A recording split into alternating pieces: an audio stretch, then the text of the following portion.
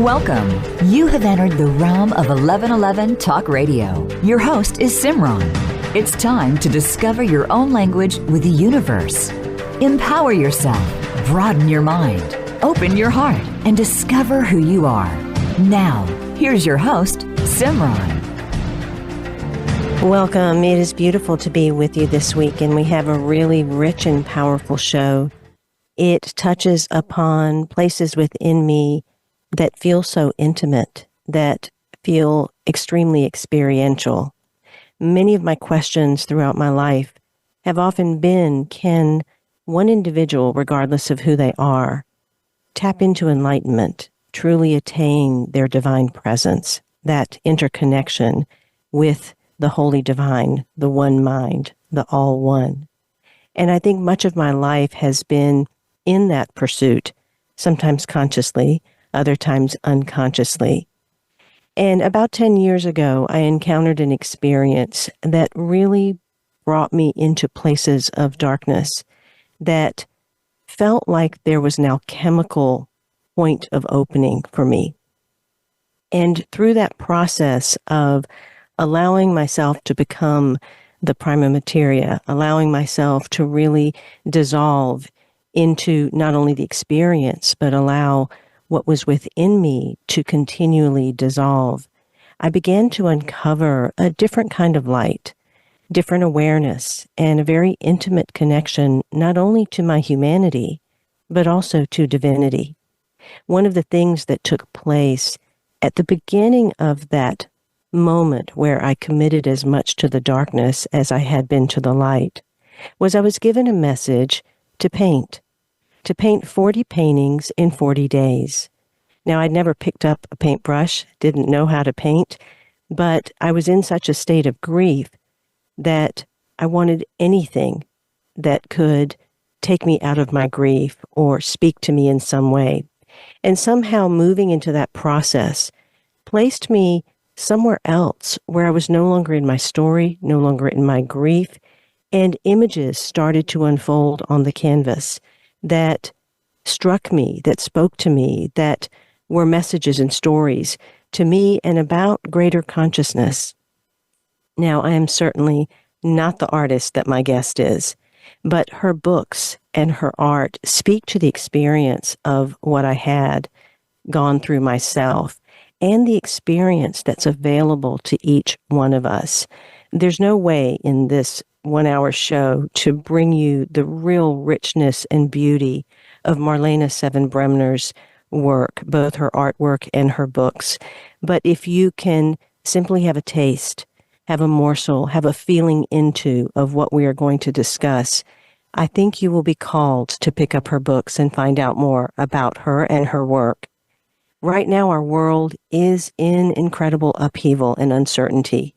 There is overpopulation, there's scarcity, there's global conflict, there's all types of social injustices, and the occult arts and sciences of astrology, alchemy, and magic are rising into mainstream culture.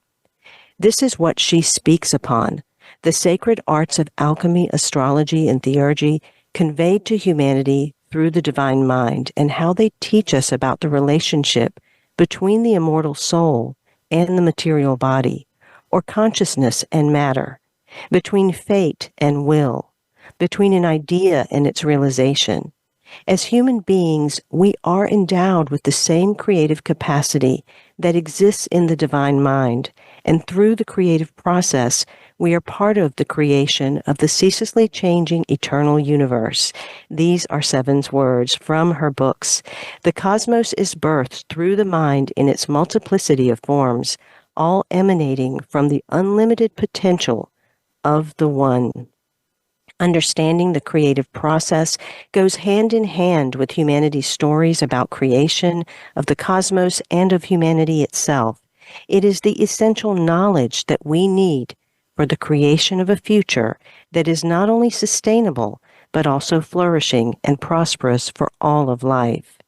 My guest today is Marlene Seven Bremner, and she is a self-taught oil painter, writer, and teacher who has spent more than 20 years exploring esoteric and spiritual traditions, including Hermeticism, alchemy, surrealism, symbolism, tarot, psychology, magic, astrology, shamanism, and mythology. She developed her career as an artist in the Pacific Northwest and now spends her time painting and writing in the New Mexico desert. You can find out more about her at marlene7bremner.com. That link is in the bio description. And without further ado, I want to welcome Seven to 1111 Talk Radio. It is such a delight to have you here.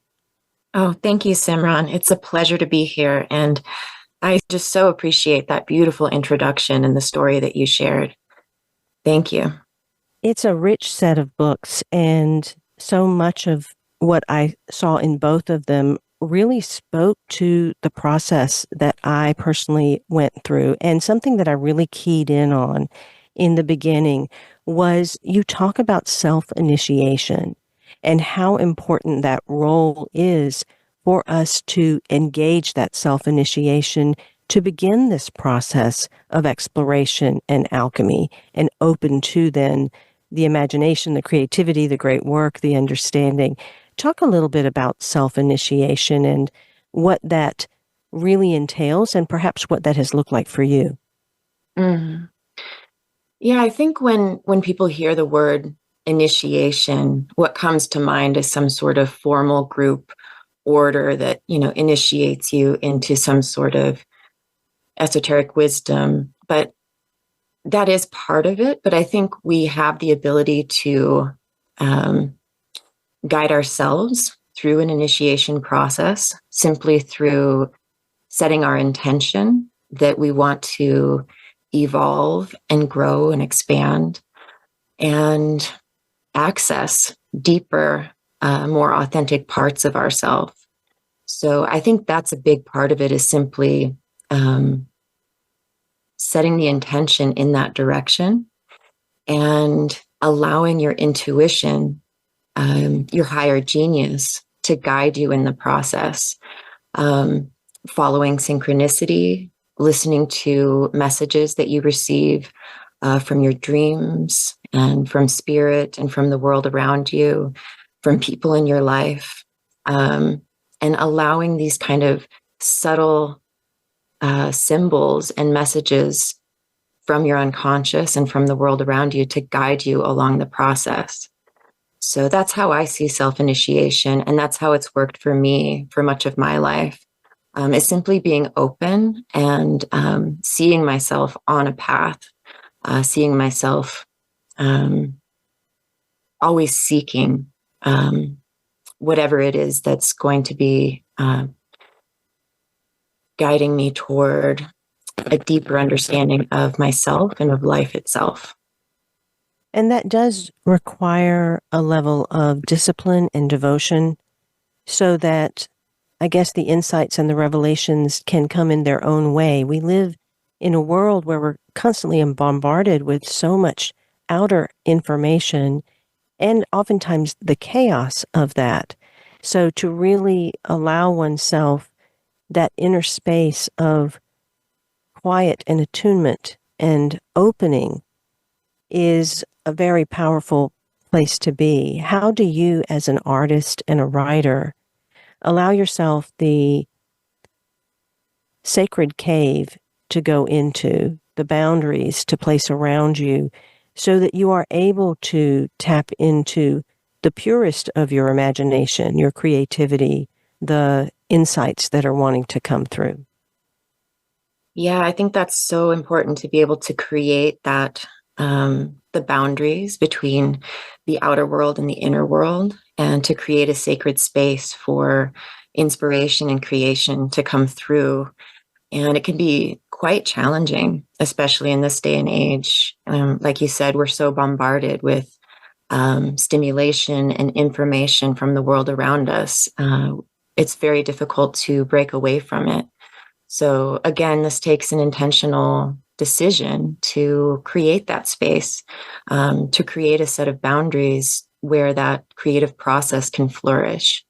So for me, that's something that I started to do pretty early on in my life, just out of necessity. And, at first it was mainly focused on creating space for meditation and for my spiritual process and my spiritual work. And later it became fused with the creative process. And I see creativity and spirituality as essentially the same thing. But yeah, just creating a time, setting aside time for this inner exploration, for creativity, for connecting with the soul. It's essential to tap into our authentic selves and to be aligned with something true within us. We have to give it that space. We have to invite it in. I've always been drawn to surreal art, and so I absolutely fell in love with all of the artwork that is shared in both of your books, The Hermetic Marriage of Art and Alchemy, as well as The Hermetic Philosophy and Creative Alchemy. And one thing that it does seem in one particular piece that I really, really loved, it resembles infinity, yet it also resembles the Ouroboros, and you have the swan on one side and the gator on the other. Mm-hmm. That really spoke to me, not only the inner journey, but the interweaving of life with that inner journey and how that creates also our inspiration creatively, but also the involution that is required to go within to keep discovering these parts of ourselves. Talk a little bit about that piece and how you see that interlinking between our inner spiritual world and the experiences, especially now that we are seeing in the world in our outer life. Yeah, that piece is at once, it's a lemniscate or the infinity symbol. And it's also two interlinked Ouroboros. One is a swan and one is a crocodile. And the swan is kind of in this involutionary position, turning inward, and the crocodile is in an evolutionary position, turning outward. And so together they're balancing each other out, and they are linked together, but they could let go at any point, and release this bond, and yet they are holding it there in this state of balance and peace. And the swan, on the one hand, represents a more it represents the light or a more expansive state of consciousness, and the crocodile represents the darkness and a more contracted state of consciousness. And we need both of these. We need the ebb and we need the flow. We need the opening and the closing. We need activity and we need rest. And so this piece is really about honoring both sides of our being and both movements in life, whether we're evolving or moving in an involutionary manner and turning inward. And also another aspect of that painting is sort of the balance between chaos and order. And again, between dark and light, and the necessity of both of those. I think that piece really spoke to me because it very much reflected the journey that I took that was of the involution and really going into the darkness and allowing that to work within me and then coming back up for air in different ways into the light. And so it was really, really a powerful piece. And the other link that I see that's really connected between our work, because I just released a trilogy that's a set of oracles, and they are living the 7 blessings of human experience, being the 7 illusions that derail personal power, purpose, and peace, and knowing the 7 human expressions of grace. And they depict the multidimensional human, the different aspects that we have of ourselves. Within your books, you talk a lot about 7. Your middle name is 7.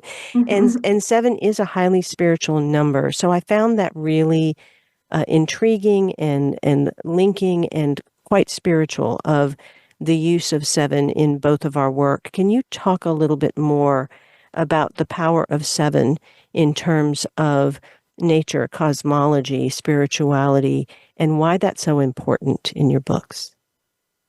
Yeah, well, with the ancient traditions of astrology and magic and alchemy, 7 was a very important number. And it was the number of the planets that were visible to the naked eye, the wandering stars.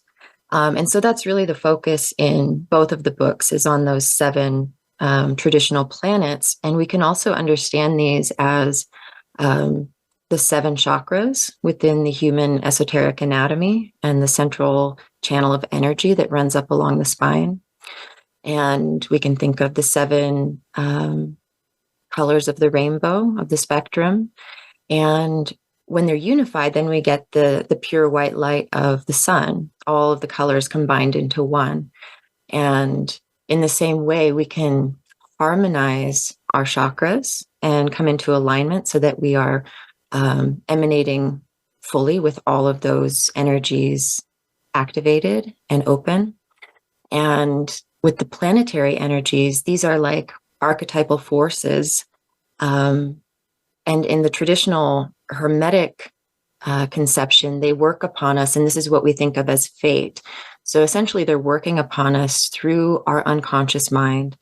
And the more conscious awareness that we bring to these energies, the more that we can understand them and how they affect us in our personal life, how these planetary and mythological archetypal energies are expressing themselves through us. The more we can do that, the more creative agency that we begin to have over our fate, and we step into our destiny and access our real, true, authentic creativity. And it's a beautiful process to begin understanding these 7 archetypal energies. And we can see them expressed throughout all cultural traditions. It's something that seems to be simply just a pattern of the divine mind itself, which, our individual human mind is an integral part of that divine mind and that patterning. Both of your titles, The Hermetic Marriage of Art and Alchemy and Hermetic Philosophy and Creative Alchemy, have 2 words that are common between them. And I'd love for you to talk a little bit more about each of one. And I'll start first with alchemy, because you do say this is a psycho-spiritual art of engagement with life that involves the soul, mind, and body. So talk a little bit about what you're really wanting to bring forth in terms of the idea of alchemy and our use of alchemy as this psycho-spiritual art. Sure. Yeah. Well, alchemy has a rich tradition going back to ancient Egypt and developing through the Hellenistic world, through the Arabic world, through medieval times. And I think what a lot of people imagine or think of when they hear the word is medieval alchemists in their laboratory working to transmute lead into gold. And many of them going mad from mercury poisoning in the process. And that, that's a valid part of the tradition. There certainly was that aspect, but it also has always been united with the spiritual process. So even though many alchemists were working in laboratories to transmute physical materials, they were also aware of an inner transmutation that was taking place. And this was the transmutation of the lead within the soul into the gold of the soul. So taking these heavy, dense, dull, limiting qualities that we confront in life and being able to creatively transmute them into something exalted and perfected and beautiful that reflects the divine. So that's always been a part of the alchemical tradition, is this union of the physical and the spiritual. And so alchemists were working mostly in a laboratory for that physical aspect, but it was a creative process that was unfolding. And the way I see alchemy is that it's really a creative way of uniting the inner and the outer world. And it's that union of these 2 worlds that's really at the heart of the alchemical work. Being able to see something that's transmuting externally and see that reflected internally and vice versa. And so we can do this through the creative process. And another note I want to make is that we are all creative by the very fact that we are human beings. We are creators. So a lot of us may not consider ourselves artists per se, but we are creative nonetheless. And there are a multitude of ways that we can engage with the alchemical work in our life through the creative process. And you also connect alchemy to the 7 planets and how they, in a sense, also work within us, yet we are here to transcend the fates of these planets as well. Yes. Yeah. So in alchemy, the 7 planets are related terrestrially to the 7 metals. And again, we can relate this to the 7 chakras within the body and find those correspondences between the planets, the metals, the chakras, and also just simply between those and these archetypal energies that are affecting us physiologically, emotionally, spiritually, mentally. And the work is really to find those places where those metals or energies are asking to be transmuted, where there's challenges, reactivity, difficulties, those places where we get kind of stuck. And through the various processes of alchemy, we can begin to transmute those into a more exalted state of consciousness. Within the sections on the planets, it talked a lot about how they direct the energies of our minds or our actions and our own expressions. And yet we are to do this work so that we no longer are controlled by the forces, but actually rise up into that higher state of mind, that all one, that actually has power and dominion to create in this world. How do you see art or some type of creative activity supporting that journey through the transcendence of fate? Well, I see art as a way to understand how those forces are affecting us, because if we think of the planetary energies in their mythological sense related to different deities, they represent stories, patterns within the divine mind, and we're living those out all of the time. And if we start to bring awareness to what stories are unfolding in our life, we can find correlations with mythology and find our place within those myths and begin to understand perhaps a better way forward rather than living out a myth that is going to bring us to a place of suffering or pain or limitation. So through the creative process, we can begin to give expression to those myths and allow them to evolve through us. And another aspect with art is that if these forces are working upon us unconsciously, we can allow, spontaneous expression creatively to reveal to us what those unconscious forces would like to teach us, what we need to learn from them. So with surrealism, there are certain techniques of, spontaneously bringing out contents of the unconscious and allowing them to be expressed, onto the page or onto the canvas or through the written word. Things that we might otherwise not be able to access. And then we can see them projected externally into some sort of form externally and learn from them in that way. So there's many different ways that I see the creative process as facilitating an understanding of how these forces are affecting us in our life. Whether that's, through a visual medium or not, I think the creative process is really a fundamental way to take what's hidden within us and to give it form and expression so that we can better understand it and communicate with it. That's beautiful. The other word that is in both titles, the Hermetic Marriage of Art and Alchemy and Hermetic Philosophy and Creative Alchemy, is Hermetic. And you say that the core of the Hermetic teachings is the message that the individual soul is not separate from the one. How can Hermetic philosophy help humanity personally and collectively? Yes, exactly. That is what I find to be the core doctrine of the Hermetic teachings, is that everything emanates from a unified source. And so the individual soul, the individual mind, is directly connected with that unified source. We're not separate from it. And when we talk about ascending through the spheres and all of that, it's really just a removal of all the superfluities that are preventing us from seeing that we're already part of that source. We're already intimately connected with it. And to me, if we really feel that, if we really connect with that sense of oneness with all things, with all of humanity and all of life, with the entire cosmos, it pretty much eliminates any desire to want to, hurt anyone else or conquer anyone else or have power, because you understand that unity.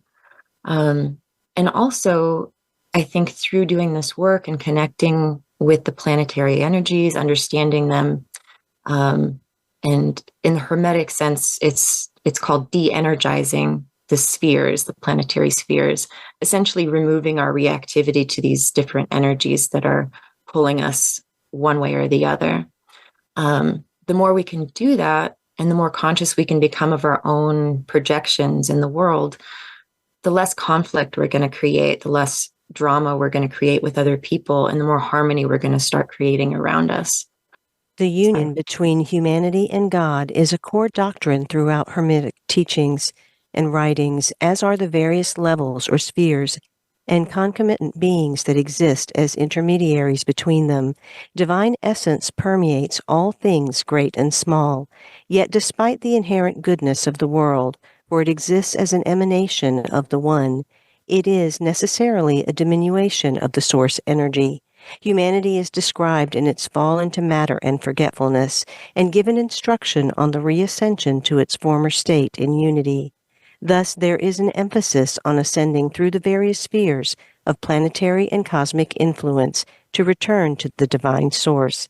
These are Marlene Seven Bremner's words from her books, Hermetic Philosophy and Creative Alchemy, and The Hermetic Marriage of Art and Alchemy, 2 beautiful volumes that definitely belong in your spiritual library. You can find out more about her at marlene7bremner.com. Check out some of the things coming up. She has a Watkins Book Talk February 29th, and currently she's teaching a course that she will be releasing again in the fall, so sign up for her newsletter. We'll be right back with more of these Hermetic teachings and learning about alchemy with Marlene Seven Bremner right after these messages.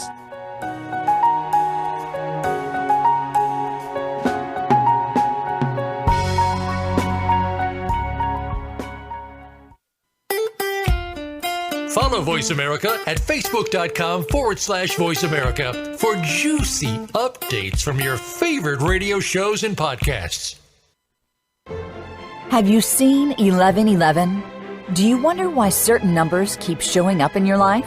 11, 111, 22, 33, 444? People all over the world are seeing 1111 and learning the language of universal communication. Subscribe to 1111 Magazine today. www.1111mag.com. 1111 Magazine is a bi-monthly print publication that offers a rich, multi-sensory experience. As you engage with experts and topics of consciousness, become enlightened, empowered, and energized, so you live a passionate and authentic life of conscious choices. 1111 Magazine, a daily staple for lifting the mindset, discovering the heart, and stepping into conscious living. 1111 Magazine. Order now at www.1111mag.com. 1111mag.com. Do you want more? More joy, more abundance, more power and presence? How would it feel to have more loving relationships? more empowered community, greater fulfillment, and life purpose? The 1111 Mastermind community inspires, empowers, guides, and supports transformation. Shift your mind, expand your heart, deepen insights, let go and chart a new course, dream a new dream. The 1111 Mastermind community is an online portal for personal transformation and soulful expansion. Go to courses.1111mag.com. That's courses.1111mag.com. Change begins with you. Let it be simple, convenient, and transformative. The time is now. Step through the 1111 gateway. Courses.1111mag.com. Live up to your fullest potential. This is the Voice America Empowerment Channel.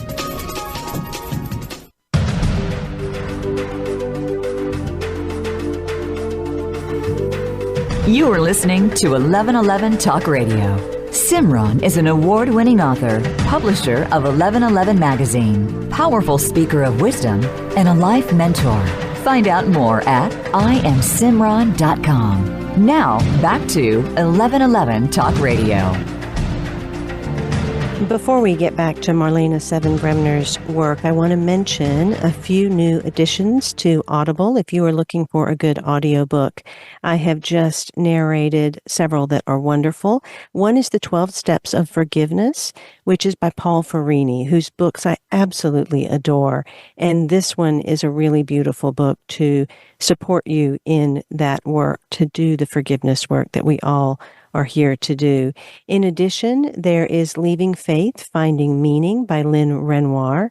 And also, there is a beautiful book called Undaunted that is really powerful in regard to climate chaos and climate change. So definitely look those up along with my book, Conversations with the Universe.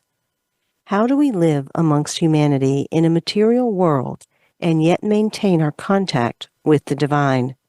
The answer proposed by many of the ancient philosophers was that happiness is attained through virtue, a state of moral excellence.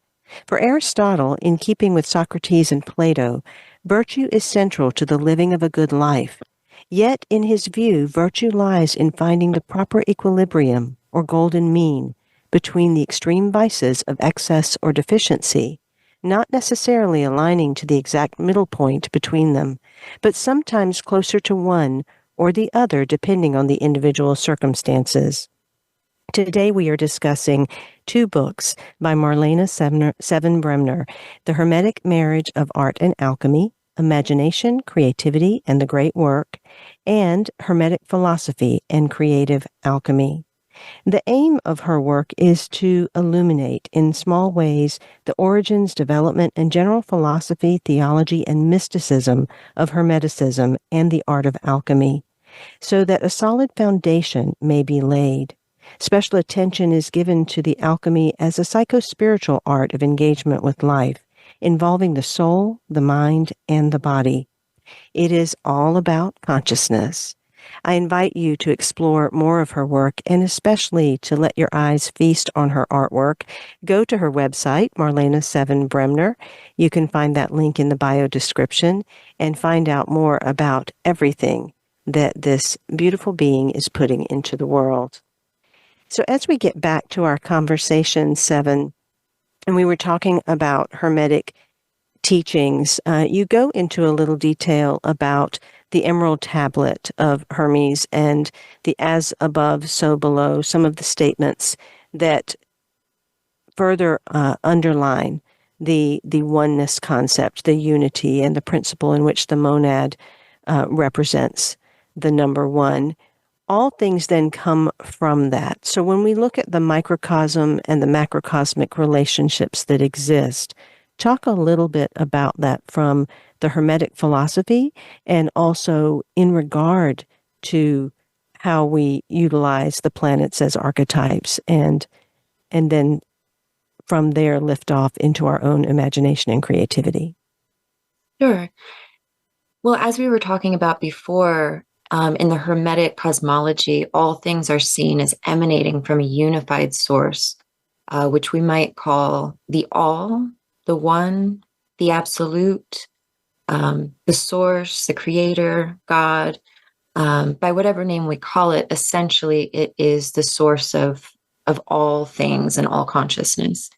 And in that cosmology, energy is seen as emanating from that and sort of stepping down through a series of spheres, nested spheres that encompass the earth.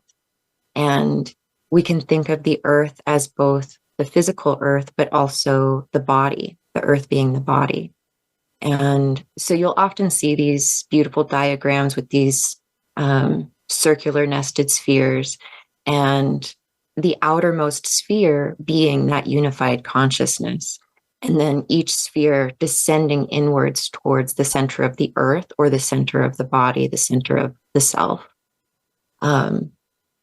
So those planetary spheres are included within that, and they are usually depicted in a certain order, Saturn being the outermost because that was the furthest out. And I think the order that they're placed in is usually based on their relative speed. But anyway, the soul, the human soul, as it descends into its material incarnation, it passes through these spheres and it takes on various energies, which then influence it throughout its life. And we can think of that as the natal chart in astrology, as sort of a snapshot of where those planetary energies are when someone is born into this life. And that is, a blueprint of what we have to work with. I don't see it as limiting. I see it as a place of transformation and potential. And wherever those planets are placed within the natal chart is sort of an opportunity for us to find the most beautiful, exalted expression of those placements. I'm not sure if that answered your question. It did. And as you go into your first book, Hermetic Philosophy and Creative Alchemy, you talk about the 7 archetypes, the 7 planets, this circle of animals and the zodiac, and you express how the 2 luminaries are the sun and the moon, which is all really, really beautiful and fascinating, as well as these watchers that watch over the 7 in ordering all things. What I really loved was when you expressed astrology and magic as closely intertwined, and that astrology and divination in themselves are a kind of magic. And I don't know that people would have necessarily thought about astrology as magic. Can you talk a little bit more about that? Yeah. I think there are 2 different ways to think of astrology, and one of them is, astrological determinism, which basically says that we are bound by fate, and by looking at the stars, we can see what that fate is going to be. But I also think that we can work with astrology in a magical way, where we begin to step into the harmony of what's happening on the celestial plane and integrate that into our lives. And to me, that's really just a process of honoring the planets, engaging with them in a sort of devotional, ritualistic way, and integrating their energies into our personal lives, our everyday lives in simple and practical ways. It doesn't have to be elaborate. So one of the ways that I think of astrology and magic working together is through having a planetary ritual practice. And, every day of the week is ruled by a different planet, including the sun and the moon. So the sun and the moon in the system are considered planets. And every hour of the day is also ruled by a different planet. So we can begin to attune to these energies, and then on a greater level, paying attention to where these planets are within the zodiac at any given time and honoring them. We can have, sort of invocation ritual where we call in their energies, or we just simply acknowledge them on their day or in their hour, make some offerings to them. Or we might, on a given day of the week, today is Tuesday, which is ruled by Mars. And Mars is a very active, fiery energy. It connects us with our inner warrior. So we might wear the color of Mars on Tuesday, which is red. Also yellow could be a Mars color. Or maybe we wear really like active clothing or something that makes us feel sporty or like a warrior. So there's different ways of creatively engaging and integrating the planetary energies on a daily basis. And I think that's really where the real magic comes in, is simply stepping into this harmony, this dance with the planets. I love the different graphs and tables that you have within the books. They really do kind of give a big picture and a bit of an understanding. And I felt like even looking at that at a subconscious level, things started to click into place in terms of the utilization of some of the astrology and the days of the week and even parts of the body and all of that type of thing. So it is really beautifully laid out in the work that you've created. When we look at the moon, that is the planet of the mind. And we know that moon also symbolizes a lot of what's going on unconsciously or in the mysteries and the depths. And if we look at the world right now, particularly the United States, it feels like we're living in very much of a shadow consciousness at this time. And we are very heady people. So are we being ruled by that state in this moment in a little heavier way than some of the others? Or is it all a collective? Is the nation also connected to its own planetary origins in astrology? Well, I think there is a natal chart for the nation itself, and that could be really interesting to look at. I think there is a great degree of unconsciousness, and I say that in the negative sense of the word, of being sort of compelled by unconscious forces, and not necessarily in a positive direction. I hesitate to say that is lunar in general, because I think on the positive side, the lunar aspect of the unconscious allows us to begin working with what's hidden within us. It connects us with the symbolic world, with the language of our dreams, and gives us a richer, more full experience of what this reality is. And I think people that are driven by the unconscious solely, they're not really in touch with that level of reality. It takes an integration of the conscious and the unconscious, the marriage of the sun and the moon, for that positive quality to really come out. So I guess, yeah. That's an interesting question. I'll have to give that some more thought, but that's what comes to mind.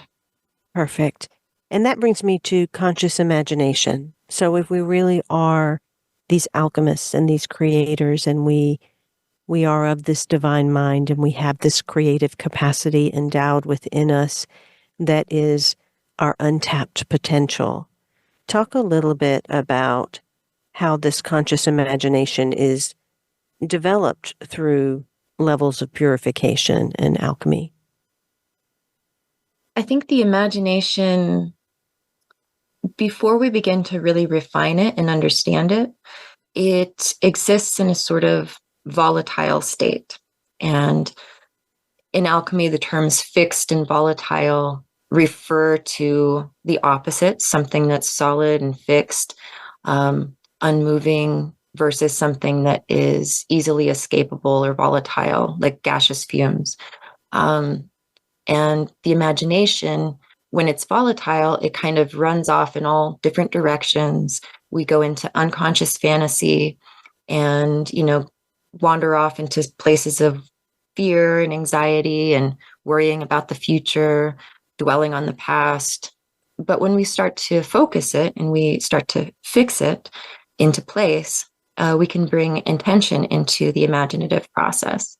And I think this is where that beautiful union of the conscious and the unconscious takes place, the sun and the moon, the male and the female, the creative forces, the sexual forces that work on the level of the imagination to transmute reality. And when we talk about manifestation, this is really what's happening, is we're taking a conscious intention and we're implanting it into the unconscious field and then allowing it to grow and gestate in its own time and then come into form. So we're doing this all of the time. We're continuously creating through the imagination. And the more intention and consciousness we bring to it, the more clear that those manifestations are going to be, and the more in alignment with something, divine and true within us, rather than bringing forth more challenging situations and difficulties and conflict and things like that. And that's not to say that we're manifesting every single thought that we have, simply that when we're putting a lot of energy into something, that's when we begin to really bring things forth into reality. So to me, the alchemical work is a process of clarifying and refining our thoughts and our imagination so that we're creating a more beautiful, harmonious experience for ourselves and for the world around us. You talk a bit about the reconciliation or the sacred marriage of the opposites, and that there's an initial unity that has to be recovered. And you talk about the Trinity forming from heaven and that we exist in that ultimate divinity, ultimately becoming like the gods that we are. But once we have that transcendent experience, it's like we want to dip back down into the unconscious waters and we want to return to earth and we want to have that experience again. I was really fascinated by one of the charts that you had in the book, where it not only talked about the Trinity and the four directions and elements, but you also included sacred geometry there. Talk a little bit about the connection of sacred geometry to the elements. Can you clarify your question just a little bit? I'm wanting to center in on how we are even these crystalline structures, how we are this sacred geometry in itself, and how the elements work within that sacred geometry as well, or connect to it. Well, what comes to mind, and I'm not sure if this is what you're getting at, but with the Trinity that you're talking about, we can think of the triangle, and with the four elements, the square, and with consciousness itself, the unified circle. And so in alchemy, one of the symbols that's very important is called the philosopher's stone. And that's essentially what it is this outer unified circle of consciousness itself. And within that, a triangle for the three principles of soul, spirit, and body. And within that, a square of the four elements. So fire, air, earth, and water. And again, at the very center of that symbol is another circle. And that's that point of inner unity, the marriage of the opposites within us. So this is one way that sacred geometry sort of encapsulates these divine concepts and just essentially the framework of reality itself. Everything held within this unified sphere, and all things containing that trinity of the three principles, what in the Vedic sense we would call rajas, tamas, and sattva, or in electromagnetic energy, the positive, negative, and neutral fields, expansive, contractive, and the balanced place in between. And then all of the elements kind of affecting different levels of our experience as well. So the physical and the earth, the water being the emotional, the fire being the intuition or the action of our being, and the air being related to the mind. And I think through this work is how we bring all of this into harmony and all of this into union. And at the core of it, again, that inner circle of that diagram, that's where that union of the opposites, which is also a quintessential aspect of this whole process, is just the simple opposites of male and female, which we all contain. So in alchemy, that's represented by the divine hermaphrodite, the union of these two energies within one body. And I think working with sacred geometry in general is a way to commune with the harmony. And each of the different shapes within sacred geometry reflects different planetary energies. And so we can focus on different shapes to kind of connect with those planetary energies as well. I want to hone in on the word contracting that you expressed, because as I moved through my 7-year experience where I was going through that decomposition and dissolving that took place, it very much was a contraction that had to take place to almost come to nothing in order to then birth again to, in a sense, less of who I was and yet more of who I was, less of who I was humanly and more of who I was in terms of connection to the divine. And that seems to be, as you write, very Saturnian. That contraction and decomposition is very much that. And one of the illusions that I speak about in my work is the illusion of time. And you also write that Saturn represents time and structure, limitations and change, and that it does provide that necessary pressure that is required for us to move into evolution. And I think that takes me back to your original painting, that is the infinity and yet the Ouroboros that come together as the swan and the crocodile. It's almost as if our world, our nation, our world, is in a time of this contraction, this decomposition that has to take place in order to then eventually rise up into a higher expression of ourselves. And to look at the planets in this way as participating, whether that be to bring forth the negative influences or to be the archetypes to rise higher. Talk a little bit about how you see these challenging times and what we do with them in regard to the planets and the archetypes that you're expressing in your books. I do certainly see the times that we are in as being very Saturnian and very much correlating to the first stage of the alchemical great work, which is a Saturnian process. It's called the nigredo, or the blackening, and it's all about that breakdown and putrefaction that reduces things to their most basic components. And it's from that place that things regenerate and that rebirth is possible. And this is something that the alchemical texts reiterate over and over again, is that there's no generation without putrefaction. And I think we've just gotten to such an extreme place in this time that we're in, that we need that breakdown for renewal to occur. And it's a painful process. Difficult on so many levels for us to go through. Another aspect of it that I see with climate change, also relating to this phase of the alchemical work, is the heating up. And one of the processes that comes to mind is calcination, which is the reduction of a substance to a fine powder or pure white ashes. And again, it's this intense heat that breaks things down to its basic components. But it's from that place that new life can be awoken and generated. And I think maintaining a sense of connection with the divine and with the exalted expressions of the planets, of these 7 archetypal energies, is a way to help us get through these times and to tap into the deeper purpose of what we're all going through on a collective level.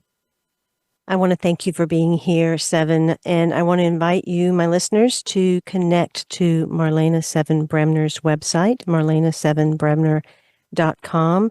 Definitely pick up her 2 books and explore her artwork. In Hermetic Philosophy and Creative Alchemy, Seven is taking the reader on a Hermetic journey through each of the 7 traditional planets, exploring their mythological, philosophical, alchemical, Qabalistic, magical, astrological, and energetic natures, and offering meditative discourses that reach past the rational mind to speak directly to the intuitive soul. She relates the 7 planets to the esoteric anatomy of the human body, specifically the 7 chakras, and how the planets can offer understanding and experience of archetypal energies and patterns in the body, in one's life, and in the creative process. The second volume, The Hermetic Marriage of Art and Alchemy, reveals how the stages of alchemical transmutation are relevant to the creative process, and 7 shows how the initiate comes to experience for themselves the relationship between consciousness and matter, which is the essence of alchemical teachings, by creating one transmutes spiritual energies through matter for greater self-knowledge and awakening. Again, pick up both copies. They are absolutely beautiful books. They are so rich with material, and I'm certain you will find a lot to explore there. Again, that's Marlene7Bremner.com. Find out about her events and her upcoming talk at Watkins Books, February 29th. Until next week, I am Simran, in love, of love, with love, and as love. Be well.